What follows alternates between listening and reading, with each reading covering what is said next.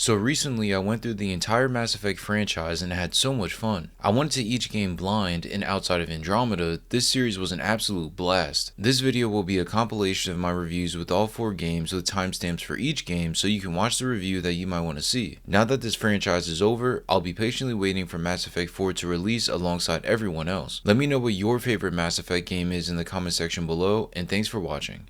Nowadays, we don't get many games in the sci-fi genre, and the ones that we have gotten haven't done that well. Just look at No Man's Sky, Callisto Protocol, or Starfield. All of these games under-delivered or weren't received the best. Then the cherry on top was Dead Space Remake. I love this remake of the first Dead Space, but unfortunately it didn't sell enough, so EA scrapped its plans to remake the second. So this led me to finally playing one of the most iconic sci-fi games of all time, Mass Effect 1. This franchise is one that I missed out on during the 360 PS3 generation, so I was tempted to give this a try. So when I got my hands on the Legendary Edition, I thought I'd enjoy it, but I didn't think I would enjoy it as much as I did. Humanity needs a hero, and Shepard's the best we've got. I'll make the call.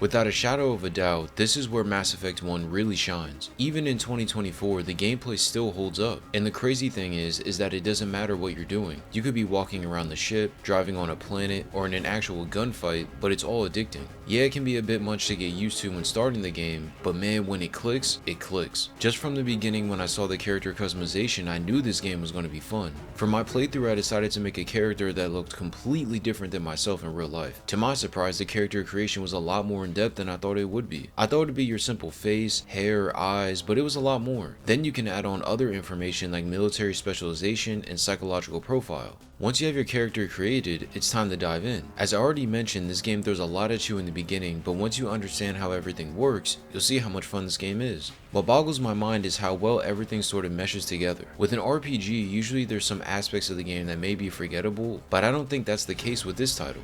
First off, the gunplay. The gunfights are nothing revolutionary, but when you're in it, they're really fun. Being pinned down by multiple enemies and having to figure out how to kill them while keeping an eye on your teammates can be a real challenge, but in a good way. Yes, you heard that right, you have companions with you in battle. These teammates, squad members, or friends, regardless of what you want to call them, make all the difference during a fight. They have their own weapons, and if you level them up right, they can turn the tide in any battle. For reference, you have the ability to upgrade different aspects of your character. These can be related to your health, certain weapons, or different powers. Upgrading the right combination of these stats can make your partners absolutely deadly. An example could be the sniper rifle with Garrus. If you apply the talent points, which are essentially upgrades, to his sniper rifle ability, he can shred enemies with just a few bullets. Take this and apply it to other characters and you'll have an unstoppable squad to take with you on every mission. In regards to your character in particular, I found that it's better to level up whatever you're specialized in during the character creation. So because I chose Vanguard, which gave a boost to shotguns, I made sure to level up my shotgun skill as much as possible. Simple stuff. When you constantly keep upgrading you and your squad members' stats, along with acquiring new weapons, you'll be itching to enter the next fight. An underrated aspect of this gunplay that I loved is how you don't have to worry about ammo conservation. Each gun runs on a system that will eventually overheat after too many shots. This seems like an outdated mechanic, but it's really nice because that's one less thing you need to focus on during each battle. In regards to the weapons themselves, I liked how they're all the same, but different. The main rotations of weapons include assault rifles, shotguns, sniper rifles, and pistols. Where they differ is in their individual stats. Some do higher damage, while others have different stats that may interest you as well. Regardless of what gun you decide to equip to any of the characters, it's cool to constantly find new weapons and compare them to what you already have. This is simple RPG stuff, but I thought it was done really well here. It's vital to constantly upgrade not only your stats but weapons too, as when playing on the harder difficulties, you're going to need the extra firepower. The enemies do a lot of damage and can swarm you in waves, so not upgrading may prove costly. But this leads me to my first and biggest critique of the gameplay, and it's the lack of explanations. For some reason, a lot of what you need to know isn't explained in the actual gameplay, and if it is, it's not done well. All of the gunplay information I just went over is not told to you in the way that you think it would be. Most of it you have to figure out on your own and just piece it together. A perfect example of this is the map. Figuring out where to go in Mass Effect can be tricky when you first start out. The map is easy to navigate once you understand it, but the game doesn't help you much in that area at all. Like when walking in between each place, it doesn't tell you that you can ping locations and that there's different areas that will take you to other areas. All of it you have to discover, which could be really annoying if you're an impatient player. And this goes beyond the travel system to just the gameplay overall. The game doesn't tell you enough information. You're just forced to try stuff. On one hand, you might understand why I call this a critique, but on the other, you might see this as a good thing. Back before the PS4 gen, gaming was different. There was less hand-holding, and games didn't always tell you what to do and where to go. So most of the time, you had to discover everything on your own. In my opinion, it all depends on what type of gamer you are in regards to how you feel about the information and the tutorials that are relayed. This issue isn't detrimental, but it's one that you'll definitely encounter in at least some area of the game. Moving on from that, I loved how it felt like you were truly exploring the solar system. When completing missions, you have the ability to travel to different planets and different systems. Some of these will be desolate with literally nothing on them, while others will be inhabited by Geth as part of the mission. I liked how all these planets are diverse in some aspect. It could be the weather or design. These planets give you something to look forward to as you progress later on in the game. To me, this is an overlooked but very important aspect. How can you have a sci-fi game without the ability to visit unique planets? It would make no sense if it wasn't included, but I'm glad it was. Speaking of planets and exploration, I wasn't the biggest fan of the Mako. The Mako is this land vehicle that you use to travel from facility to facility on each planet. It's probably due to the game's age, but I thought it was pretty tough to use this thing. As a matter of fact, there was one time I had to restart a mission because I got stuck on an object and couldn't get off. Its handling was nice, but for some reason I thought it was tough maneuvering quickly. It seems like whenever I wanted to do things on the fly, I would constantly crash and run into things I didn't want to. However, even still, this vehicle was cool and definitely useful. I just thought it needed a bit of tweaking to become something I wanted to consistently ride in. Now, since this is an RPG, there's plenty of opportunities to dive into that aspect outside the combat. This game did an outstanding job of incorporating character relationships into the overall flow of the game. And I don't mean just normal NPC to character interactions, I mean actual intimate relationships. You can choose different characters to romance regardless of gender or race. So if you want to be in a relationship with a non-human, you can do that. For my playthrough, I didn't discover this until late into the game, as the game doesn't tell you this, so I didn't create a relationship. But if you plan on playing this game, then I highly advise you to do so in your own playthrough. But what's most important are the dialogue and the choices. Mass Effect is a perfect example of letting a player dictate how the game will go. Similar to the other games where decision-based actions are at the core of the gameplay, this title incorporates that mechanic seamlessly. These choices creep up on you fast too, as one second you think you're talking about nonsense, and then the next moment you're deciding the fate of one of your team members. This is one of those games where you need to pay attention to the dialogue, because skipping over conversations can have dire consequences. But those consequences are exactly why I think this entire system works. Unlike other story games we've gotten where there isn't as much gameplay, this game is the complete opposite. There's a bunch of gameplay in between these conversations that add more to the story and bring more context into impactful situations. Honestly, I wouldn't blame you if you skipped some of the dialogue, because not every single little thing is important, but you're definitely going to be missing out on something if you do skip. It's nice that there isn't timers on the choices either, as you're able to just sit there and think about what you want to do for as long as it takes. Being able to make important decisions just makes this game feel more realistic and may force you to care about these characters, especially if you haven't been liking them until now. When it comes to the gameplay, Mass Effect combines elements from different games and coats it with a sci-fi setting to create an addicting yet memorable experience. If some things were explained a little bit better, then everything would be easier to understand, eliminating unnecessary backtracking or testing that may occur as a result. Nonetheless, when you start playing this game, it'll be hard to put it down.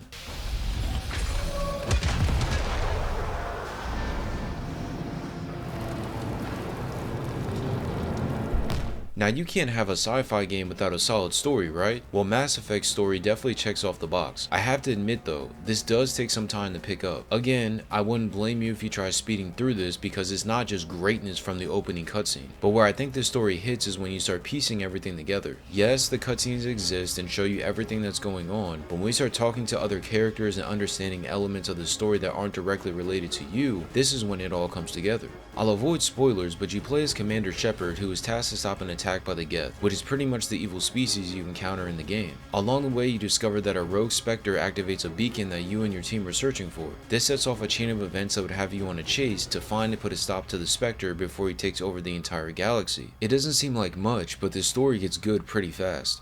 But it's not because there's constant jaw-dropping moments, but because of the things in between. So many times there were moments that had me like, yo, or had me sit up in my seat. There's definitely unexpected moments that would catch you off guard or take you by surprise. Some of these aren't always super important, but they're still noteworthy. However, when they happen, you're not going to forget. What I think makes this story so good is how it slowly weaves everything together. You've got the main issue with the rogue specter while adding in a bunch of other problems and lore on top of that. The best way to describe it is like having a stack of pancakes where you just add another on top of another on another. There's so much information to process, I found myself having to describe what was going on out loud to make sure I was understanding everything correctly. It really can get confusing. In regards to the story, I think where this game excels is how the writers created the story around the characters. Like I mentioned earlier, this game is centered around decision making, but none of it works unless you've got a solid cast of characters to craft the story with. From Garrus to Liara, there's plenty of characters that you'll like or dislike. It could be for a variety of reasons, but the story does a great job at giving you a reason to attach to any one of these characters. Then you add in the natural peaks within the story and you may find yourself a lot more invested than you thought you would be. Especially for someone like myself that likes finding a character to love, it was great to have a whole slew of characters to choose from. To be honest, this game is almost like a sci-fi soap opera or TV show, because it really is that engaging. There's no way that I could make a review for this game and not mention the villain, who is the rogue specter named Saren. This guy is one of the coolest villains I can remember in a long time. For one, his character design looks dope, as he's dressed like a soldier but physically looks like an alien. On top of that, his personality is cool, as he's not just an evil maniac but more of an evil alien that became evil through reckless ambition. It makes his character a tiny bit relatable, but not enough to make him unrealistic. If there was someone I could compare him to, it would be Green Goblin. This man flies around on his glider and causes nothing but absolute chaos. So anytime I needed to remember his name, I just called him Goblin. Compared to other villains, I think this guy is definitely one of the more memorable ones. It's hard to put a finger on why he's so good, but he just has it. That's really all I can say. Lastly, I wanted to highlight the overall aesthetic of this game. I think everything in the game screams sci-fi and space. From the outfits to the planets, weapons, and life forms, it felt like if I was playing through an episode of Star Trek. The best way to describe it would be to close your eyes and imagine a game where you fight crime in space against evil aliens while building relationships. And you get that in this game. Combine that with a beautiful OST and you're in for a hell of an experience. Sometimes I found myself just walking around different areas because I love the atmosphere. Going to various places and speaking to alien life forms about literally anything was made 10 times better because of everything else surrounding it. Since the game wants you to talk to people and have conversations, it's easy to commit to doing this when the atmosphere is so perfect. To put it simply, once you hop into this game, it feels exactly as it should. Overall, Mass Effect 1 is a great first entry into a beloved franchise. For someone who's missed out on this during the 360 generation, I'm so glad I was able to give this game a try. If the game's mechanics were explained a little bit better, then I wouldn't have wasted so much time trying to figure things out. Even still, that didn't take away from my gameplay experience and I ended up enjoying my playthrough. For those reasons, I want to give this game an 8.5. Mass Effect is the perfect example of when a game just works. Everything in this game meshes together perfectly to create one of the best sci-fi experiences in gaming history. If you're into this sort of genre, then there's no reason to not give this game a try. I'm looking forward to playing Mass Effect 2 and seeing how much better that game is, because I've been told that 2 is the best game in the series, so I can't wait to try it. What did you think about Mass Effect? Did you play this when it released, or did you play the Legendary Edition like myself? Let me know in the comment section below, and if you enjoyed this video, feel free to watch one of my other reviews right here. Coming off of Mass Effect 1, which was a great game, I sort of knew what to expect with Mass Effect 2. The first game did a solid job at laying the foundation for the series in regards to how the game would play and feel, and I knew that the sequel would be different, but I didn't realize how much better it would be than the original. But to be honest, I didn't always feel that way.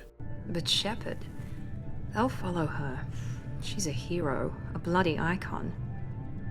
But she's just one woman. If we lose Shepard, humanity might well follow.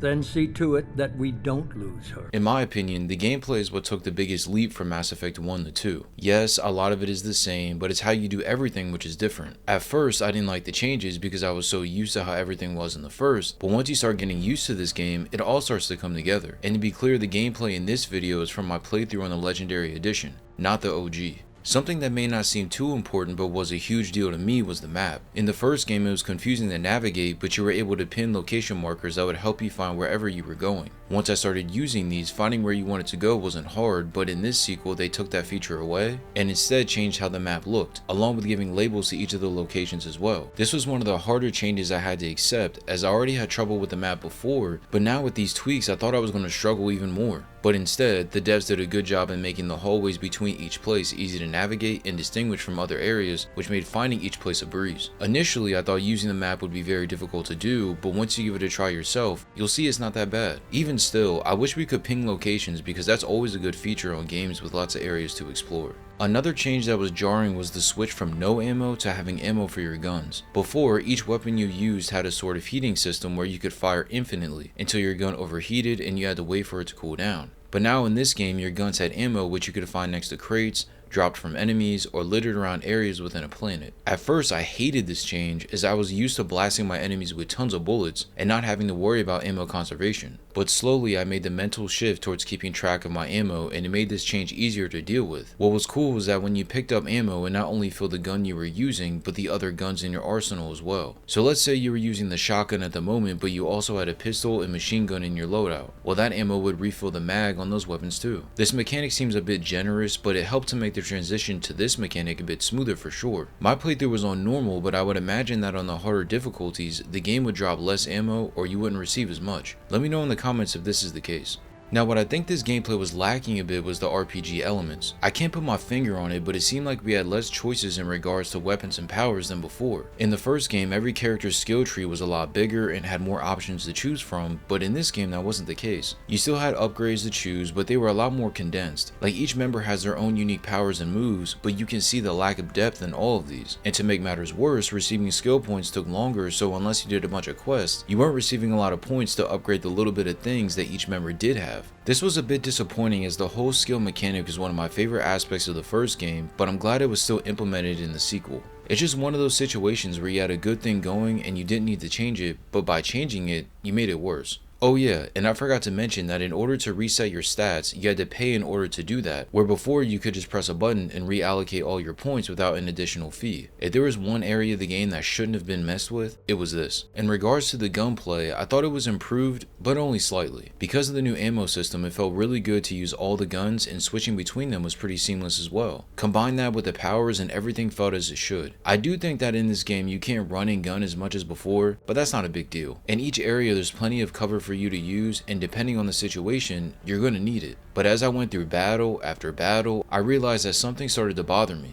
and that's the movement. The movement in Mass Effect has always been stiff, but man did it get on my nerves in this game. As I mentioned, you have to move to cover all the time, but just moving your character feels like you're going through mud. It doesn't matter if you're walking, running, or ducking behind cover, you're just slow and static. I don't know if this was a result of the game's age, or if it was intentionally designed to be this way, but man, it was a pain. I didn't struggle in this game, but I can imagine on the harder difficulties that many people have died because the movement hindered them to some degree. The crazy thing is, I don't know what could be done to fix this. It's not just your squad that moves like this, but the enemies do too. It's like in order to make the movement better, the devs would have to overhaul everything for this game. This issue isn't game breaking, but I'm willing to bet that there's going to be times you want to do something specific and your character takes forever to do it, leading to some sort of unexpected outcome, whether it be death or something else. Regardless, if the movement was a bit smoother, this gameplay could have been even better. What I was surprised at was the depth of the entire space system. There are so many planets to visit, it can be a bit overwhelming at first. If you're like me, then on your first playthrough you might think that all of these can be visited, but in reality that's not the case. Some of these can be visited due to story reasons, while others you can visit only after using your scanner. The scanner mechanic isn't explained the best, but it's actually really easy to use. Now, if you played Mass Effect before, then you're no stranger to the character choices. These in-game dialogue choices would affect the outcome of the story, along with who lives and who dies. This is present once again in the sequel, but just like everything else, it's changed. I'll go into the story later, but most of this plot centers around you trying to recruit members for a pivotal mission, but what you may not know is that these members can die depending on certain choices. First off, your dialogue choices can get them killed or help them stay alive. Just like before, you'll be faced with various scenarios that you must get through, with all of them including different situations. Depending on what you choose, you can get these members successfully recruited onto your team. But it's what happens after which is so important. After they're recruited, if you interact with them over the course of the story, you'll receive character-specific side missions in an attempt to earn their loyalty. These missions are arguably the most important missions in the game, as it will decide how the end of your story goes. Unfortunately, the entire mechanic suffers from a problem in the first game. The game doesn't stress their importance. Sure, the game tells you to talk to other people and upgrade stuff, but it doesn't inform the player properly of how crucial it is to get these missions done. Maybe that's how the devs wanted it to be, but I think it's kind of unfair, especially if it's your first playthrough. Then to make matters worse, you can have a situation like mine. I did all the loyalty missions for every character and still ended up having people die when starting the final mission. Why, you might ask? Because I simply forgot to upgrade the ship. Yes, you heard that right. Because I forgot to upgrade something, people ended up dying. Thankfully I had a save, so I was able to go back and keep everyone from dying, but imagine if I didn't. I would have been cooked. The cherry on top is that within the final mission, you have to assign certain crew members to do different things, and depending on who you choose, those people can get killed too. What I'm trying to say is that it seemed like this game was designed to intentionally get you to kill your crew members. It's like the devs went out of their way to have you kill at least someone. Maybe they wanted this so it would entice the player to come back for multiple playthroughs, but for someone on a first run, this just stinks. Personally, if I didn't have friends that told me ahead of time about how this game was, I wouldn't have known to do the loyalty missions and to keep a backup save at all times. I think it just sucks that the game was made so hard to keep everyone alive, but then again, maybe that's the whole point. Maybe that's exactly how it was always meant to be. I don't know, but for me, I didn't like that gameplay decision at all. To sum it up, the gameplay for Mass Effect 2 is the same in a lot of ways from the first, but had a handful of tweaks. Some of these are for the better, some not so much. Regardless, if you enjoyed the first, you'll definitely like how this sequel plays. It's just as fun and gives you that sci-fi experience that you would expect from this series. The story in Mass Effect 2 is just like the gameplay. Similar, but different. The opening scene sets the stage for how much bigger and complex his title is from before. Avoiding spoilers, but the game opens up with your ship, the Normandy, being destroyed along with Shepard. You're then brought back to life thanks to Cerberus, a human supremacist paramilitary group led by the Elusive Man. Once awake, we learn that we have to assemble a team to take down the Reapers, and from here is where the story really begins. Over the course of recruiting these team members, we go through countless battles and intense situations that will put your decision making to the test. All of this takes place in different locations, giving you various settings to visit while still progressing the story. What I thought this game did a great job of was having us interact with an almost entirely different crew. The majority of this crew was not present in Mass Effect 1, but this story did an excellent job at making them all unique and getting you to understand why they act the way they do. The different personalities meshing together along with the overall plot made this feel so connected. There's even times where you have to break up disputes between crew members, just like you would if this was real life.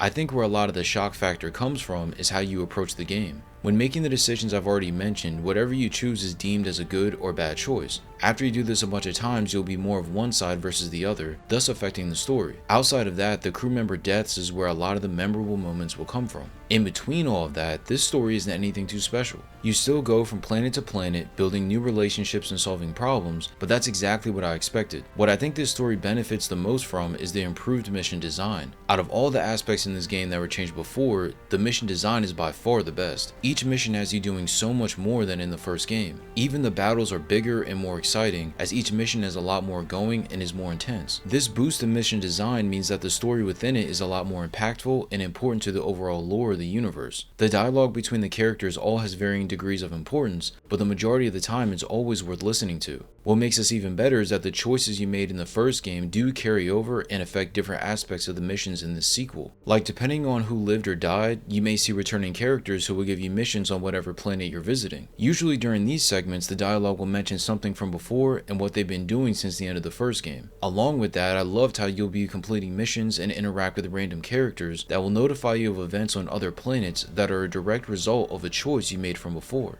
It seems like everything in this game is connected and unified. Even though this is a completely new game, it's still a solid continuation of the world of Mass Effect and everything in it. Because of this, it feels like you just started a new game but picked up exactly where you left off, and this is apparent right from the opening cutscene.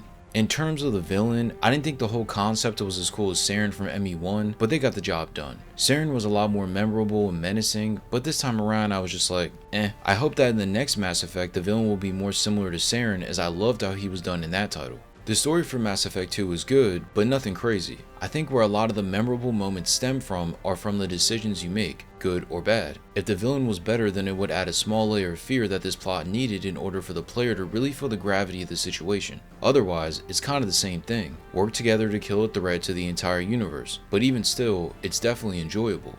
Overall, Mass Effect 2 is a great sequel that made some changes to what was already a solid foundation. Most of these were welcome additions, but I thought that some could have been left as they were. Both the story and gameplay continue what was established before, while changing up enough to keep things fresh. When you combine the upgrades with the core gameplay loop that was created before, this game is an absolute blast. For those reasons, I'm going to give this game a 9.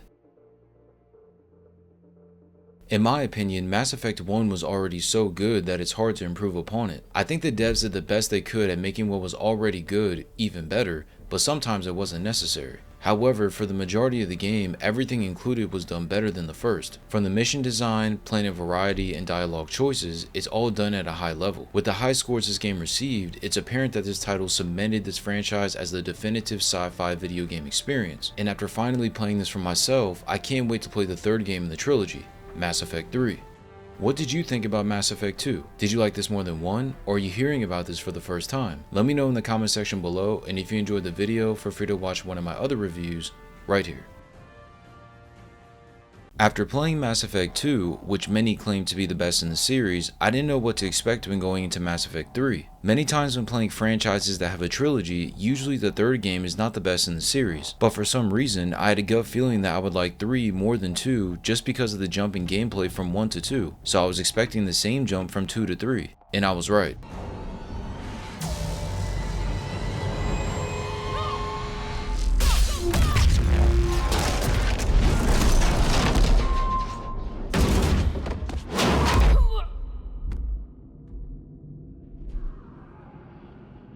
The gameplay for Mass Effect 3 is what makes this better than the other two games. Yes, at its core, the gameplay for Mass Effect is all the same. You're just running and shooting people in different areas and locations, but it's when you look deeper that you see the differences. One of the first things I noticed when playing this was the unlimited sprint. It doesn't seem like a big deal, but when you've got enemies surrounding you on all sides, it's extremely convenient to be able to run for as long as I wanted. There were so many times that I was on the verge of death, only to survive by running away. This is something that I wanted so bad in the second game, but it was nice to see that finally implemented in this third title. As I've already said, the gunplay is the same, but for some reason in 3, it feels better. Everything from aiming, shooting, to using powers all felt really good. If you've played any Mass Effect game, then you know that the movement is janky. However, this time around I thought it didn't hamper the gameplay as much as it did before. Throughout my playthrough, I wasn't running into obstacles and getting killed because I couldn't execute the movements as I wanted to, but instead, I was able to get into cover quickly and then shoot away. So many times in 2, I would try to perform a movement and do something only to get stuck or kind of stutter and end up dying. Frustrating stuff. When shooting the enemies, the aiming felt really good and natural. It wasn't as slow and stagnant as it was before. And the crazy thing is, you wouldn't be able to tell that from just watching the gameplay. This is one of those situations where you need to actually have the controller in your hands for you to notice the difference, since visually it all looks the same. One of my favorite aspects of aiming was using the sniper.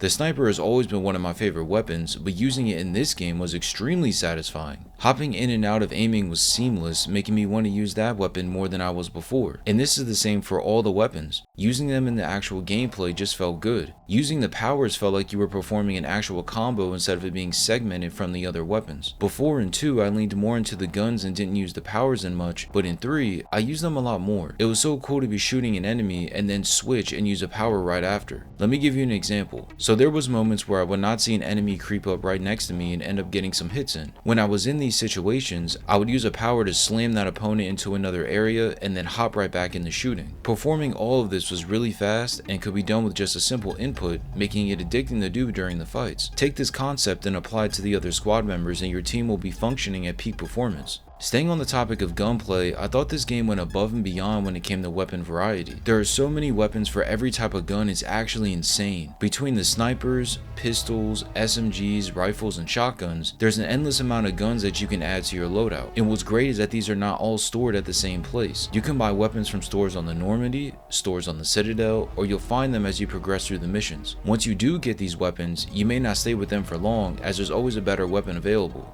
somewhere. During my playthrough, I mainly used the Maddox 5 and Wraith 5, which were SMG and shotgun fully upgraded. I didn't even mention that you could upgrade these weapons. Yeah, after acquiring a gun, you could then go back onto your ship and upgrade it by spending money to increase its stats, making it stronger. You could upgrade it up to 5 times to its highest level after you first acquire it. This makes a huge difference because the enemies get stronger as you get further in the game, which is to be expected. But then this game adds the cherry on top to this entire system: weapon mods. Just like the actual weapons, you can find weapon mods across the planets or buy them from individual stores. These are like the final touch you would add on to your upgraded weapons. These range from increased damage, boosted melee damage, bullet penetration, reduced weight capacity, among other notable stat upgrades. Knowing what these are and adding them to your weapon can make your gun OP.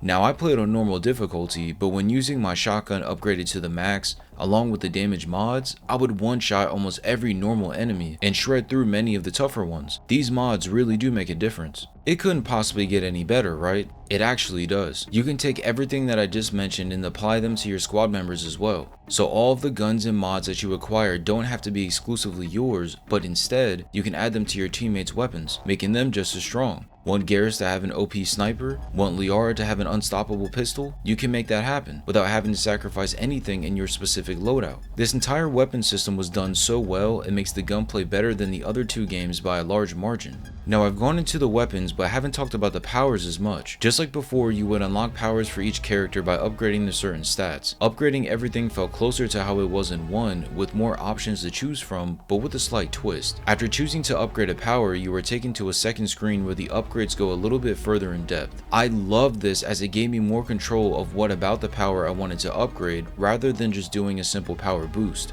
So for example, if I wanted to upgrade something for Shepard, and I put some points into a specific power, I then could choose between two upgrades within the upgrade to give myself a boost in an area that I preferred instead of the game picking for me. Many of these were between health regeneration, weapon damage, power regeneration speed, among other upgrades. Picking these depends completely on how you want that character to play and the type of gamer you are. Don't worry if you make a mistake and upgrade something you didn't want to, as you can undo dispersed talent points by simply pressing a button, which is a welcome change considering in 2 you had to go to a separate area to do the same thing. Between the weapons and powers, you can make Shepard and each squad member play exactly how you want them to play, with them leaning into their strengths and you protecting their weaknesses, so you can approach each mission with the most optimized squad members possible. Of course, the gameplay isn't all perfect, as there were some things that I just didn't care for, the most obvious being the inclusion of the Reapers during the planet exploration. Just like before, you could travel from planet to planet within systems and scour them for war assets, which I'll explain later. When searching these systems, you would need to scan each planet, but when doing so, it would send out a signal to Reapers who would eventually find you and take your ship down if they caught up with you. At first, it seems like a good concept, but after a couple times, it's like, alright bro, can I just look for stuff in peace? Especially when there's so many planets and systems, I wasn't trying to be bombarded with Reapers every couple minutes, just because I wanted to get more war assets. I think they should have just kept it how it was in 2, where you could freely explore everything without any intrusions. It was more peaceful and more enjoyable, but maybe because the Reapers are such a big threat in 3, that was the whole point.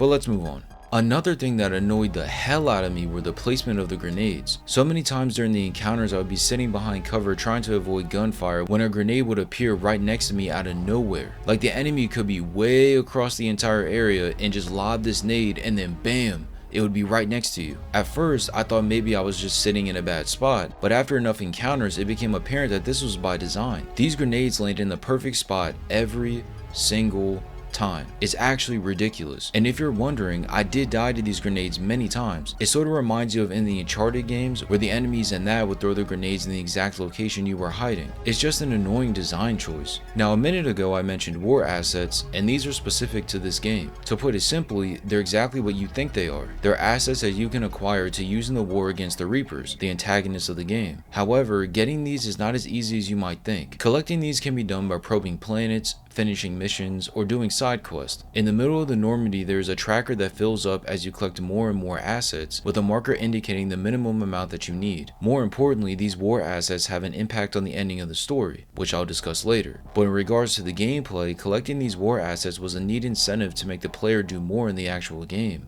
For a game with so many side quests to do and planets to probe, knowing that completing these gives you war assets that will help you with the final battles is all the motivation I needed to try and get as many as possible. By the time my playthrough ended, I was only a couple hundred off from having the max war assets possible, something I wish I would have achieved, but I digress. The main missions themselves in 3 were so much more fleshed out and dynamic than the previous games. It didn't matter what planet you were on or who you were with, these missions were full of spectacle and intrigue, making them memorable for a variety of reasons. There were so many times I found myself like, yo, or this mission was crazy over the course of the game. It's like every single mission was something different but had the same level of peak, and no matter what mission you were doing, everything connected back to the overall goal of defeating the Reapers, which was nice. When you combine everything I already mentioned into these missions, every time I started one, I didn't know what to expect, but also knew that it was going to be a lot of fun. Even if the goal is to save a certain person, blow something up, or find an important item, what happens in between makes these missions an absolute treat. Outside of one mission where all you're doing is shooting squares, there wasn't any missions that I got tired of playing.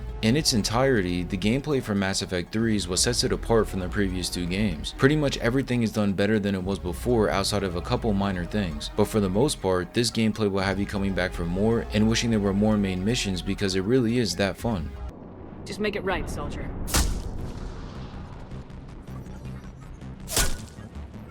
Look out! Commander! Focus on the bomb. We'll handle Cerberus. The story in Mass Effect 3 is the culmination of everything that was established from the first. It's set in 2186 as Shepard and company try to stop the Reapers, a machine race of synthetic organic starships that destroy all civilization every 50,000 years. As you can expect, there's no way that Shepard can do this alone, so we set out to assemble an entire army alongside a weapon that can finally destroy these enemies. This is where the war assets I mentioned earlier come into play. As you progress throughout the story, you'll gain war assets which pretty much add to your army. This is woven into the story as the interactions you have with different races across the planets all have different levels of assets. Like when dealing with the Krogan, it's a no-brainer that you want their help as they're known for their destruction in battle. This translates to the war assets as you can see the different values that the various Krogan war assets provide to our cause. Take that and apply it to all these different races and situations, and this is how your army is built. The story does a great job at always stressing the necessity of these war assets and just how important they are to defeating the Reapers. Now compared to the last game, I think the Reapers are a much better villain as their impact is made known right from the intro. These guys are absolutely devastating and don't play around at all. Trying to take one of these things down is like a monumental task, something that almost seems impossible. However, when you do take a Reaper ship down, it feels so good, almost like it shouldn't have happened. What makes it worse is that they have this terrifying noise that they make at the most inopportune times. Like I'll be going through battle and then I hear all of a sudden. It doesn't seem like much when you hear it, but during actual gameplay, it's more scary than you might realize. The Reaper's presence is felt not only on the planets, but during dialogue between literally anybody. So many times you're trying to plead your case with others and they don't want to hear any of it because they think it's pointless to fight back against the Reapers. In a nutshell, the Reapers are the biggest and most ominous threat in the series up to this third installment. Now I didn't mention this earlier, but the dialogue options do return with the same choices between Renegade or Paragon. If you don't know, that's pretty much a good or bad option. What I liked about this game is how the decisions didn't always correlate with someone dying. One of my biggest gripes in 2 was that it felt like the game was almost rigged for you to get people killed. Like the game was intentionally made for you not to save anyone. It was ridiculous. But this time around, these choices and their consequences weren't always so immediate. Instead, the accumulation of these choices will influence how certain events go later on in the story. So like because you chose one option, a certain character didn't die right then and there, but might die later on in the same mission or afterwards. I like this change up because your choices still had consequences, but when people died, it felt more organic and authentic. The story is always going to head in a certain direction, but having the choice to determine how a lot of that leads up to that moment is so cool. So as you progress along in the story, the decisions you made in the past 2 games are felt early and often. If you got a lot of people killed before, then you'll be able to tell when interacting with the different races or trying to acquire various war assets. Things will just go differently. For me, I didn't get anybody killed in 1 or 2, so by the time 3 came around, I reunited with all the familiar faces from my past. This made the story hit on an entirely different level. Joining forces with people you have history with made the fight against the Reapers so much more personal. It just made my experience that much better. Now regarding the ending, I know that upon release of the OG version there was some controversy surrounding it, but with my playthrough being on the Legendary Edition, I'll just give my thoughts with that in mind. Here's a spoiler alert if you would like to skip this part of the video to another section if you haven't played this already. At the end of the game, you have a handful of choices that would decide the fate of the universe. Even if you're watching this portion, I won't show the actual footage of my playthrough going through this just to be safe, but you have a couple of choices between control, destroy, synthesis, or refusal. It took me so long to decide on what route I wanted to take. I was literally sitting at my desk just staring at the screen because I couldn't decide. I was pretty much in choice paralysis. After about 20 minutes of thinking, I ended up going with synthesis, which would kill my Shepard but make both the organics and synthetics perfect beings, eliminating the fighting and stopping the never-ending cycle of battles that have been going on for all of time. I thought this was the best ending you could get on a blind playthrough without looking anything up, as even though not everyone got exactly what they wanted, this had the least number of casualties and and nobody's sacrifice was in vain. It stopped the continuous fighting and ensured everlasting peace. We just had to sacrifice ourselves in order to do so, which sucks. But after watching a friend of mine's playthrough, I saw something I could have only known if I looked it up. So by having all the war assets in the game and then choosing destroy, you not only destroy the Reapers, destroying synthetics in the process, but still save the universe, which was the original goal from the start. The most important thing about this decision is that your version of Shepard does indeed survive, even though everyone thinks you're dead. If I would have known all this from the start, I would have tried to get every single war asset, as I was very close to having them all anyways, especially because I wanted to save Shepard. But I'm still satisfied with the ending that I got. Now that we're out of spoiler territory, I think that when Mass Effect 4 releases that it should be easy but tedious to get the best ending, assuming BioWare chooses to have multiple endings. There's no way that a person is going to know that you need all war assets and to choose a certain option to save Shepard. I don't know how you would address it, but there's gotta be a way to make it easier to get the best ending, but still make it a challenge to actually obtain. It's hard to describe, but so many times over this series, decisions and their consequences are so ambiguous that it essentially punishes the player for not knowing beforehand, which you're not going to on the first playthrough. Regardless, the story for Mass Effect 3 is incredible and ends this trilogy in a way that you may or may not be satisfied with. It's worth noting that, as far as I know of, there isn't a confirmed canon ending, so whatever ending you do get, it's okay if it's not good, because it doesn't count technically. I loved going through this story and I'm definitely going to go for a Paragon run sometime in the future. Commander! Excuse me. Sorry. Ninth business. Commander, this is urgent! I don't think that's the umbrella lady. Commander Shepard, I'm Staff Analyst Maya Brooks. Alliance Intelligence. There are people trying to kill you. Now there's no way that I could talk about this game and not mention the DLC. Since the Legendary Edition comes with all the DLCs, the ones in 3 were insane. These are easily the best DLCs in the entire series. These missions were lengthy and surpassed what you did in the actual main missions of the base game. All of them were so much fun and added so much more to this game, even though this game already had a bunch of content to begin with. However, out of all the DLCs, the mission on the Citadel where you start searching around Captain Anderson's apartment may be the best mission in all of Mass Effect. You start out in his apartment, then try to take a break and go on vacation, only to be attacked by mysterious enemies that we haven't seen before. All of this seemed like it was taken right out of a movie. Then it gets even crazier. After going through this for a bit, you find out who is sending these enemies after you to begin with, and it's a clone of yourself. How and why there's a clone of Shepard walking around I won't spoil, but that in itself lets you know how crazy this DLC is. But beyond that, the most important thing to come out of this DLC is that you receive the best pistol in the game, the M11 suppressor. This gun is absolutely insane, as it has a 4-time damage multiplier on headshots, which can pretty much one-shot the majority of the enemies. The only caveat is that it doesn't have much ammo, but that can be mitigated by adding on a weapon mod. This gun saved me in some of the late game sections, as there's swarms of enemies with brutes and atlases where that gun came in clutch. Once you get this gun, you won't want to use anything else, trust me.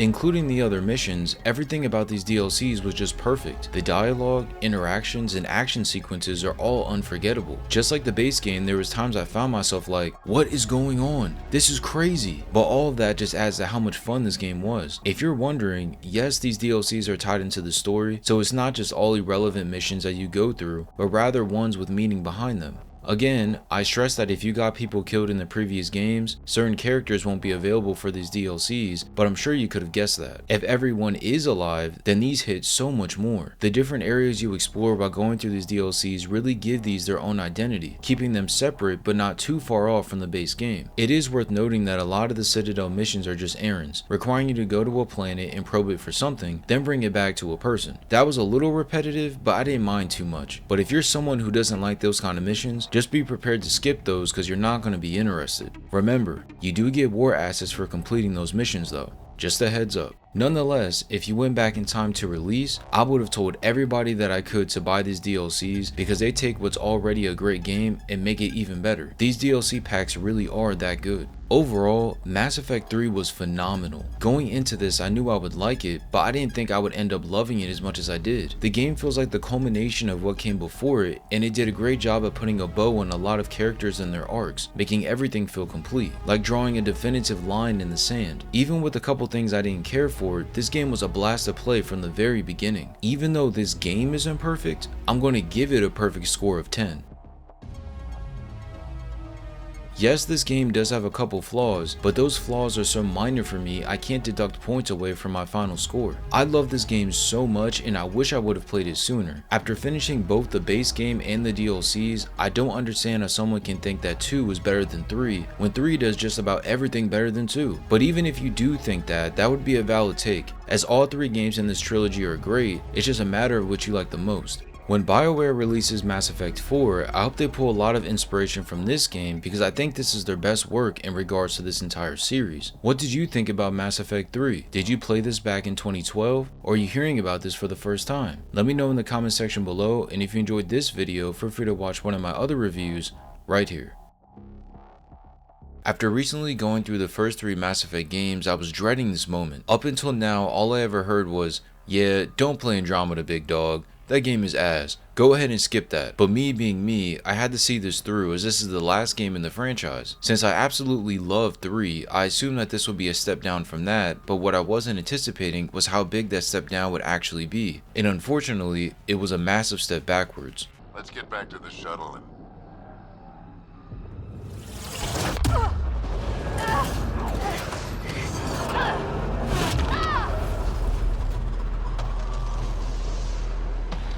The gameplay for Mass Effect Andromeda should have been easy to replicate. Coming off of 3, the foundation was already there. The gameplay was already top tier and all BioWare had to do was tweak it, but only a little. Instead, they made it feel completely different even though at its core it's still the same. You're still going through space battles with a squad, but it's just not the same. Let me explain. First off, the camera. For the entirety of the Mass Effect series, the camera has been in third person, and that's still the case here, but for some reason the camera is zoomed out instead of being up close. Now this may seem like a nitpick, but it gives the gameplay an entirely different feel to it. When running all around each place, it's like you're farther away than you should be. The only time it actually zooms in is when you're in combat and holding a gun, then it zooms in how it normally would as you run. It's just a weird change that wasn't necessary, and to my knowledge, there's no way to change it. Up next, the jumping. Again, in the entire trilogy, you cannot jump at all. There was no ability to jump, nor there was any reason to. However, in Andromeda, that was not the case. You could jump and climb onto ledges with a simple press of a button. The change itself is a good idea, but the actual execution feels off. It's too clunky and slow. The best way I can describe this jumping would be like a slower version of the jumping from Returnal if you ever played that. You jump, but it's not as fluid and smooth as it should be, so you'll probably be running into a bunch of stuff. Regardless, I like the idea of the jumping as it does help evade enemy attacks, but it needed to be refined more. Visually, the devs used a Frostbite engine, and you can tell right from the start. Everything does look better, but one thing looks noticeably worse: the character models. The environment around them looks really good, as everything is colorful and pops off the screen, but the characters themselves look kinda cheap and fuzzy. I think it wouldn't look as bad if everything was fuzzy, but to have them go against each other makes the models look even worse. This is really apparent during all the moments when there's a close-in on the character's face, as you can see how ugly everyone looks. In my opinion, I thought the engine they used in 3 was perfectly fine. If there was a way to make everything pop more than it did while keeping the models looking the same, that would have been perfect, because it was good the way it was. I'm not gonna lie, there was times where I looked at my screen like, bruh, what am I looking at? Because something or someone just looked that bad. If there was one area that shouldn't have been messed with at all, it was that engine. Shifting gears to the actual combat, it's worse than before, but it actually grew on me the more I played the game. I already mentioned the jumping, but the shooting and movement somehow felt clunkier than the earlier games. And if you played those, then you already know that the movement in those games is already clunky, so that's saying something. A big adjustment for me was the automatic cover in this game. Before, you would have to get near cover and press a button to then go into cover, but now once you got near an item that could protect you, your character would just automatically go into cover. This turned out to be a good change, but again, just another mechanic that was changed that didn't have to be. Although when I started shooting, it did feel good, so that's what really kept me invested into the game. Once I got used to how everything else worked, the gunplay is what really carried me throughout my entire playthrough. Shooting literally anything felt pretty good, especially when using the sniper rifle. The sniper rifle felt just like the older games, as it was satisfying to headshot and kill enemies from far distances. And this was felt in the late game as well. When going against tougher enemies, your weapon always felt like it had a little bit of power to it. It was nice. It wouldn't be a Mass Effect game if you weren't able to create your own character, right? Well, I think this character customization was a little lacking, which surprised me. There wasn't enough options for just about every category, so I ended up making a version of Ryder that I wasn't happy with. If you've seen one of my other Mass Effect reviews, you know how my Commander Shepard looks, and this was not it. But what confused me the most about the lack of customization features in the character screen is how in-depth it was for the guns. Now in Mass Effect, you've always had the ability to upgrade your weapons and get new ones, but in Andromeda, this was taken to a whole new level. You can buy weapons from stores, get them from enemies in combat, or research and develop the weapons yourself. This entire research and development feature was really cool. By acquiring certain points for using your scanner and scanning things in the worlds as you progress, you could unlock blueprints for various weapons which you could then acquire and then develop them into stronger versions of those same weapons. I wish this was in the older games because this was an awesome mechanic. Before we could just spend money or materials to upgrade the weapons, but now you still need materials, but you have so many more options in regards to what you're upgrading and what mods you attach. Yes, you heard that right. Mods do return, and there's more of those than there were before as well. When equipping the mods, you have 2 slots which you can attach to anything, and there's a lot of variance regarding the type of mod that you can choose. Between increasing damage, ammo capacity, and other things, you can help boost areas of your weapon that may be lacking, which is a nice change. And once you understand what each of these mods does, you can use this research and development feature to create a loadout that caters to your playstyle and how you want to play the game. I love games where the emphasis is on player choice, and that has always been the case in Mass Effect, and that's still present, even in this game. The weapons really do make a difference in how much fun the gunplay is during combat, and if you take the time to configure your loadout the right way, you may enjoy the fighting more than you might think.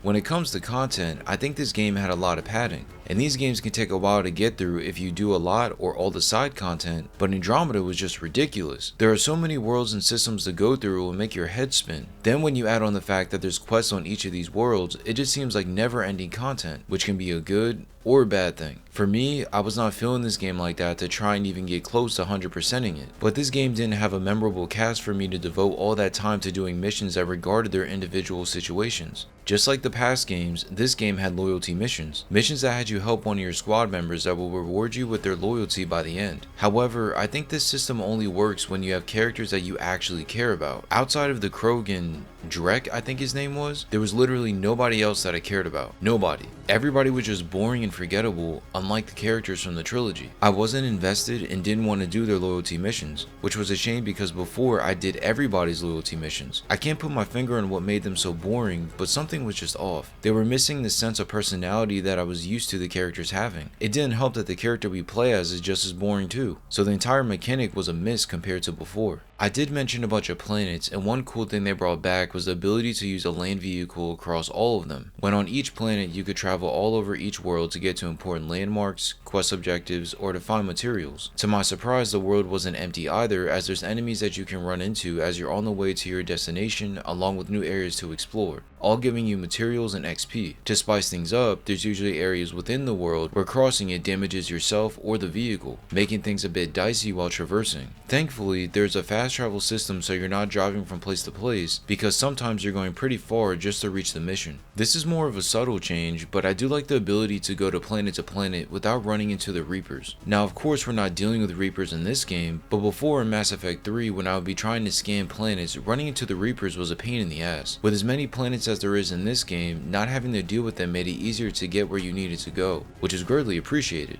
The dialogue choices did return, but I feel like they didn't have as much impact as before. Instead of 2 choices between Renegade and Paragon, you're giving 4 choices that mirrored emotions that you would feel. I did like the extra choices, but it felt as if they had no weight. Before, I knew that if I picked Red, then more than likely something bad was going to happen, whereas now if I picked a certain option, the most I would get is a snarky remark or something. This wasn't always the case, but for the majority of the game I just picked whatever because I really wasn't invested into what happened, so I was game for whatever the consequences of my decisions were going to be. This choice-based system is at the core of the Mass Effect gameplay, and it's sad to see that it just doesn't feel like it did before, especially considering the trilogy-defining choice you have to make at the end of 3. The map is something that I thought was pretty easy to navigate. It didn't matter if I was on the ship or on a planet, it usually didn't take long to find what I was looking for. This map issue hasn't really been a big thing for me since the first Mass Effect, and I'm especially happy it wasn't in this game, because even with everything else going on, having a bad map on top of it would have made this game worse than it already is.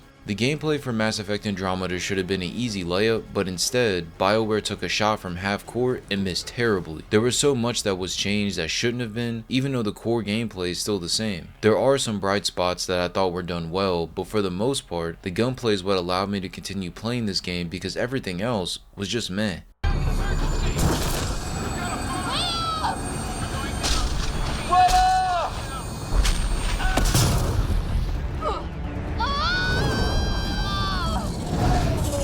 The story for Mass Effect Andromeda is just okay. Unlike the previous games, there wasn't this ominous threat that felt too much to overcome, but instead it was an alien who I didn't care much for. Not sure if it was the villain's design or their motivations, but I just wasn't feeling them. However, I did like how him and the main character interacted on multiple occasions, with the personalities clashing over important story beats, but even still, it just didn't move the needle. This takes place in 2189 as you play as either a male or female version of Ryder who has just recently become the Pathfinder, which is pretty much the leader after some unfortunate events. On top of that, your sibling is in a coma and you're tasked with finding a new home to inhabit. The setup for the story is pretty good, but I don't think it quite sticks the landing. The biggest thing that gripped me with Mass Effect is how invested I was into the characters and the universe, and in this game, I just wasn't. The game did its best at introducing us to a new cast of faces from different races, all having varying personalities that clash with ours, trying to recreate what we had from before. Unfortunately, too many of these characters are just bland. It could be because of their species, or maybe because we didn't have as much time with them, but when you put everyone together, it just didn't gel like it was supposed to. It's surprising that this is the case because everything went so well together in the previous 3 games, so it's a shock that this didn't happen in Andromeda. It doesn't help that the majority of the game's story is given to you in a short set of story missions. There's so many other missions that give more information on the characters and the story, but like I mentioned before, if you're not invested in these characters or the universe, you're not going to want to do any of that. The pacing of the story was okay, as there's a lot of talking followed by fighting, but it never truly felt like we were building up to something until the end. In the other games, we knew of this daunting task that we had to accomplish later on, so the entire game was just a slow gradual build up until we reached that tipping point.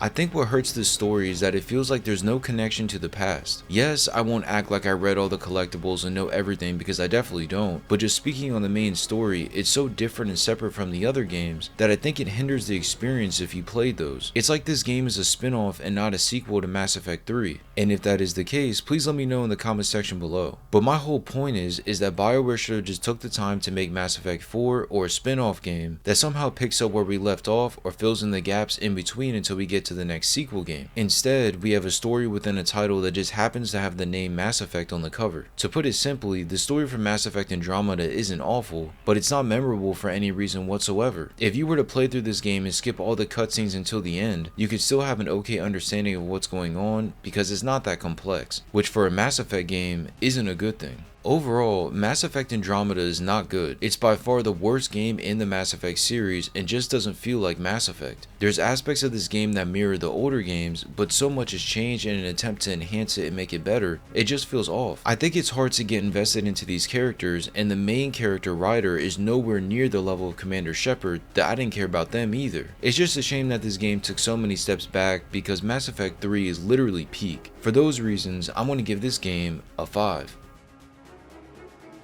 Mass Effect Andromeda did implement some good ideas and features that should be in the next Mass Effect, but there's just too much here that isn't good. At the heart of every Mass Effect game is the characters and the story, and both missed the mark in this title, making the entire experience different than before, and not in a good way. However, the gunplay is actually pretty fun, and if you enjoy that, then I would say push through and knock out a quick playthrough of this if you never tried it, just so you can say that you at least played it once. I would not recommend getting this at full price, but with this game being out for some years now, you should be able to get this for pretty cheap. Regardless, I was disappointed with this game to say the least, and won't be returning to replay this game ever. But with that ends my experience with the Mass Effect series. I wasn't sure if I was going to like this series before getting into it, but now that I've beaten all the games, I can say that the original trilogy might be the greatest sci-fi video game experience of all time. The dialogue choices combined with the characters, story, and gameplay make for a 3-game run that is just insane. I haven't had this much fun playing a trilogy of games in a long time, and I hope that BioWare locks in and makes Mass Effect 4 close to how the older games were.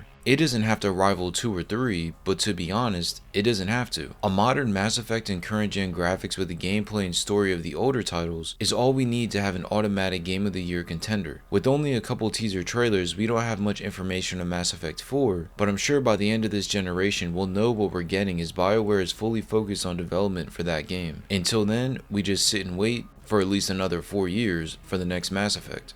What did you think about Mass Effect Andromeda? Did you like it more than the original trilogy, or did you skip it and are just going to wait for 4? Let me know in the comment section below, and if you enjoyed this video, feel free to watch one of my other reviews right here.